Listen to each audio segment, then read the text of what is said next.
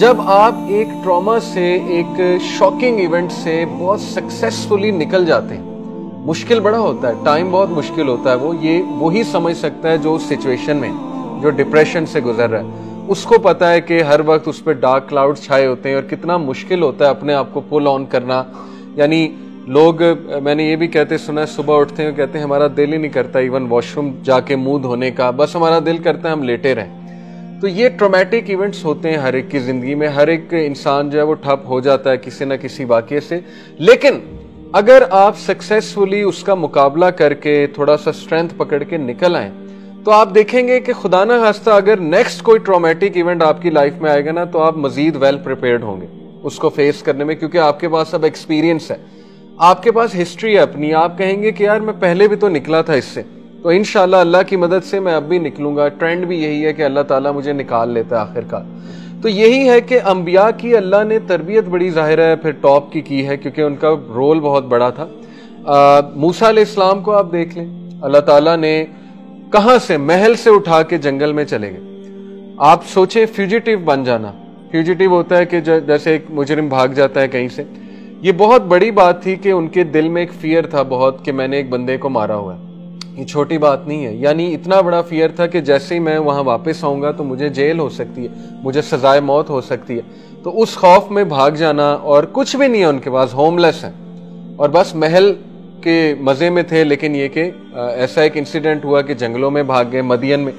وہاں پھر اللہ تعالیٰ نے پراپر ان کی ٹیک کیئر کی اور ثابت کیا انہیں کہ تم اکیلے بھی ہو تو اللہ تعالیٰ تمہارا مددگار ہے. اور وہ جو دعا انہوں نے اس موقع پہ کی، ربی انی لما انزلت الیہ من خیر فقیر، کہ اللہ جو بھی تیری طرف سے ملے میں اس کا فقیر ہوں، یعنی میں اس کا مانگنے کا سوال کرتا ہوں تجھ سے، جو بھی خیر مجھے ملے. اور ایسا ہی ہوا، ان کی شادی بھی ہوئی، اللہ تعالیٰ نے اولاد بھی دی، ان کو وہاں پہ رہنے کی جگہ بھی فراہم کی.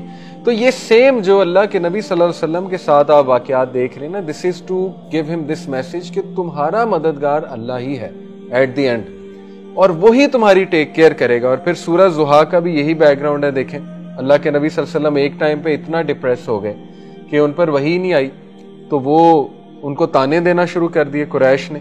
ایک اولڈ خاتون تھی، اس نے نعوذ باللہ یہاں تک کہہ دیا تھا، اس نے کہا دیکھو اس کے شیطان نے اسے چھوڑ دیا، نعوذ باللہ.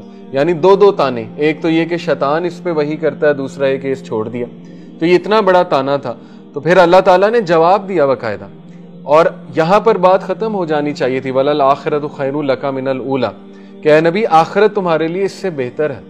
لیکن یہاں بات ختم نہیں ہوئی، اللہ تعالیٰ نے پھر دلائل دیے. اللہ تعالیٰ کو ضرورت نہیں ہے دلائل دینے کی کسی بھی انسان کو. اللہ تعالیٰ کے لیے کافی ہے ایک سینٹینس کہ اے نبی ہم آپ کی ٹیک کیئر کر رہے ہیں، ہم نے آپ کو فورسیک نہیں کیا، نہیں ہم آپ سے ہیٹ کرتے ہیں. لیکن اس کے بعد دلائل دیے، الم یجد کا یتیمن فآوا ووجدک ضالا فہدا ووجدک عائلا فاغنا. یہ 3 دلائل ہیں کہ پروفٹ کیا ہو گیا آپ کو، کیا آپ اپنی ہسٹری نہیں دیکھ رہے؟ کیا جب آپ یتیم تھے کس نے سنبھالا تھا آپ کو؟ اللہ نے. آپ جب غریب تھے کس نے غنی کیا آپ کو؟ اللہ نے. آپ کے پاس ہدایت نہیں تھی، ڈائریکشن نہیں تھی، آپ پہ ایک بوجھ تھا، کس نے ڈائریکشن دیا آپ کو؟ اللہ نے. تو اب کیسے چھوڑ دے گا؟ یہ بہت سٹرونگ بات ہے اگر آپ اس پہ کبھی غور کریں.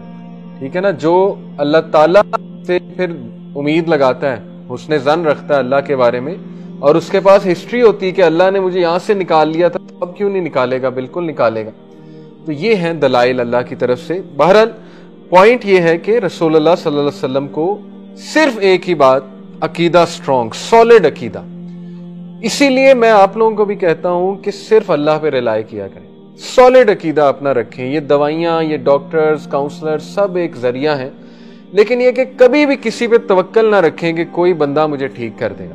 صرف اور صرف ہمارا توکل اللہ، ہمارا مددگار اللہ، ہمارا مولا اللہ ہے جو امپاسبل کو پاسبل بنا سکتا ہے. اور کبھی بھی اپنی دعاؤں کو انڈر ایسٹیمیٹ نہ کریں. ایسی دعائیں پوری ہو جاتی ہیں، ایسی دعائیں پوری ہو جاتی ہیں کہ آپ لوگ حیران رہ جائیں گے. ابھی تو بہت زیادہ آپ نے آگے جانا ہے، ابھی تو آپ لوگ ینگ ہیں. جیسے جیسے آپ کی لائف آگے جاتی آئے گی آپ حیران ہوتے جائیں گے کہ دعاؤں کا کتنا اثر ہوتا ہے. تو یہی ٹریننگ تھی رسول اللہ کی کہ راک سالڈ انسان چاہیے، کسی سے نہ ڈرے، کسی پرابلم سے، کسی حادثے سے، because he has already seen the biggest غم. ایک بچے کا ماں کو ڈیتھ ہوتے دیکھنا اس سے بڑا غم نہیں ہو سکتا. پھر وائف کی ڈیتھ ہو جائے تو he was prepared for much more to come, اور ایسا ہی ہوا. اور پھر ظاہر ہے کہ آرفن جب ہوتا ہے نا انسان، یہ صرف آرفن سمجھ سکتے ہیں، تو وہ میچور ہو جاتے ہیں جلدی، وہ وائز ہو جاتے ہیں، کیونکہ وہ ہارش ریالٹیز دیکھ لیتے ہیں دنیا کی۔ آن دی ادر ہینڈ جو پیمپرڈ لوگ ہوتے ہیں وہ اتنے میچور نہیں ہو پاتے، کیونکہ انہوں نے کبھی ہارش ریالٹیز دیکھی نہیں، سلور سپون میں ہمیشہ جو ہے وہ ظاہر ہے ان کی برتھ ہوئی ہے۔ تو یہ بھی بہت بڑی ریزن تھی کہ اللہ تعالیٰ ان کو آرفن کر کے سکھانا چاہتے تھے کمپیشن، فیلنگ فار ادرز۔ اور سورہ ضحیٰ کا بھی دیکھیں یہی میسج ہے نا، اللہ تعالیٰ آخر میں کیا میسج دے رہے ہیں سورہ ضحیٰ میں؟ فَأَمَّا الْيَتِيمَ فَلَا تَقْهَرْ وَأَمَّا السَّائِلَ فَلَا تَنْهَرْ، کہ اے نبی یتیم کو نہ دھتکاریں، اس کے سر پہ ہاتھ رکھیں، اور جو سائل ہے سوال کرنے والا اس کو کبھی بھی واپس نہ بھیجیں، اس کو دیں۔ یعنی اس سے ثابت ہوتا ہے کہ اگر تم ایک پین سے گزرے ہو نا، تو اب تمہارا پرپز یہ کہ ان کی ہیلپ کرو جو پین میں ہے، اور یہ بہت بڑا پرپز ہے۔